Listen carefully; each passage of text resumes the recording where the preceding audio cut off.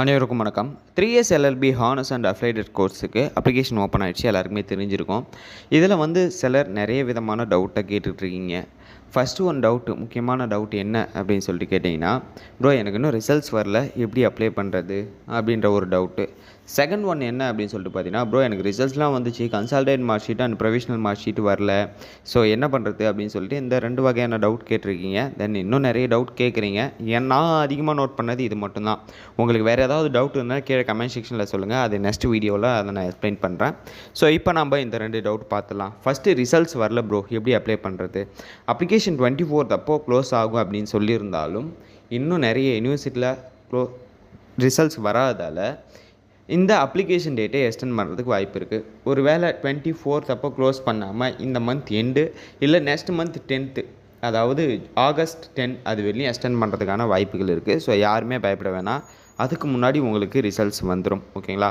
Okay bro, ஒரு வேளை results வந்துச்சு and consolidated mark sheet then provisional certificate இதெல்லாம் வேணுமே அப்ளை பண்ணுறதுக்கு அப்படின்னா அது எது விதமான பிரச்சனையும் கிடையாது.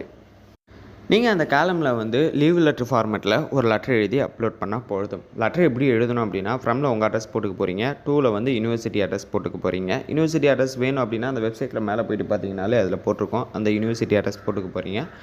கீழே கண்டென்ட்டில் நான் மேற்கண்ட இடத்தில் வசித்து வருகிறேன் அப்படின்னு ஸ்டார்ட் பண்ணி இந்த மாதிரி நான் டேஷ் டிபார்ட்மெண்ட், அதாவது டேஷ் டிபார்ட்மெண்ட்ன்ற இடத்துல நான் மேற்கண்ட தொழில் பிஏ எல்எல்பியோ பிகாம் எல்எல்பியோ பிஏ தமிழோ இல்லை பிஏ இங்கிலீஷோ என்ன டிபார்ட்மெண்ட் படிச்சிங்களோ அந்த டிபார்ட்மெண்ட் படித்தேன். எனக்கு ரிசல்ட்ஸ் வந்துச்சு. பட் என்னோடய consolidated mark sheet and provisional mark sheets இன்னும் கொடுக்கல. கொடுத்த உடனே நான் உங்களுக்கு கொரியர் மூலியமாகவோ இல்லை மெயில் மூலியமாகவோ சென்ட் பண்ணி வைக்கிறேன்.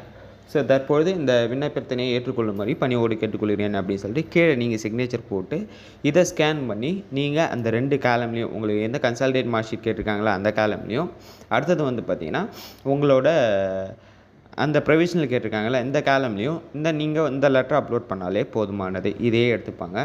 ஒரு வேளை நீங்கள் அப்ளிகேஷன் வந்ததுக்கப்புறம் அப்ளிகேஷன் வந்துச்சு ப்ரோ, அப்ளிகேஷனை அப்ளை பண்ணிவிட்டேன், அதுக்கப்புறம் எனக்கு consolidated mark sheet provisional mark sheet கிடச்சிருச்சு அப்படின்னா நீங்கள் அதை யூனிவர்சிட்டி மெயில் ஐடிக்கு மெயில் பண்ணால் போதும். ஓகேங்களா? ஸோ இந்த ஒரு 2 இன்ஃபர்மேஷனுக்காக தான் இந்த ஒரு வீடியோவே மேக் பண்ணேன். வீடியோ யூஸ்ஃபுல்லாக இருக்கும் அப்படின்னு சொல்லிட்டு நினைக்கிறேன். இதில் ஏதாவது விதமான டவுட் இருந்தாலும் இல்லை வேறு ஏதாவது டவுட் இருந்தாலும் அதை கீழே கமெண்ட் செக்ஷனில் கமெண்ட் பண்ணுங்கள். அதை ஒரு வீடியோவாக மேக் பண்ணி போஸ்ட் பண்ணுறேன். தேங்க்யூ கைஸ், பாய்.